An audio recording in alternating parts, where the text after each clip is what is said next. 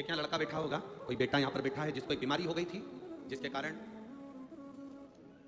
लड़के के कमर से लेकर नीचे का हिस्सा शून्य हो गया था, जीरो, जिसमें वो चल नहीं सकता था। उसको गोदी में उठाकर ले जाया जाता और उसको गोदी में लेकर आते हैं, गोदी में लेकर जाते हैं। कहीं बैठा हो, हम पत्र ढूंढें उससे पहले। अगर वो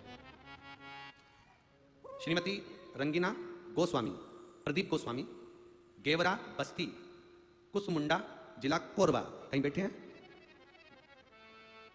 दिख गए क्या? आप ही हैं? वो बेटा आया है 17 साल का आपके साथ, जो पांव से चल नहीं सकता था, जिसको गोदी से उठाकर रखते थे, आया है? हाथ हिलाओ बेटा। आप भी? ये वो बेटा है जो 17 साल तक अपनी गोदी में उठाकर चलता था, जिसका शून्य शरीर नीचे से, कमर से नीचे शून्य था, जिसका पांव काम करना बंद कर दिया था, तो गोदी में लेकर इसको जाते थे। बेटा चलकर आ सकते हो? आइए जरा। जिसको गोदी में लेकर चला जाता था, गोदी में उठाकर रखते थे, गोदी से काम करते थे, ये वही बेटा है जो आज चलकर शिव महापुराण की कथा में पहुंचा है।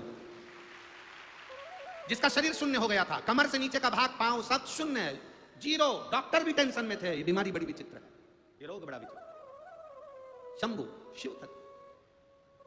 एक मेरा बेटा 17 साल का है गुरुदेव, जब ये खेल रहा था बाल्यावस्था में, तो इसके गिरने के कारण एक बीमारी इसके शरीर में, एक पांव शून्य हो गए थे, चल नहीं पाता था, बिस्तर में पड़ा रहता था। आप लोग इसको टीवी पर पढ़ सकते हो।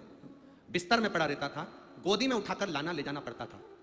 कोरबा के डॉक्टरों को, रायपुर के डॉक्टरों को, सब दूर इसका इलाज चला, पर इसका कोई निदान नहीं निकला। तब किसी ने कहा सारी समस्या का हल गुरुदेव, इसको बेंगलोर, दिल्ली, बिलासपुर, यहाँ लिखा है, आप लेटर में पढ़ सकते हो, बेंगलोर, दिल्ली, बिलासपुर, सभी जगह दिखाया गया, पर इसका कोई निदान नहीं निकला।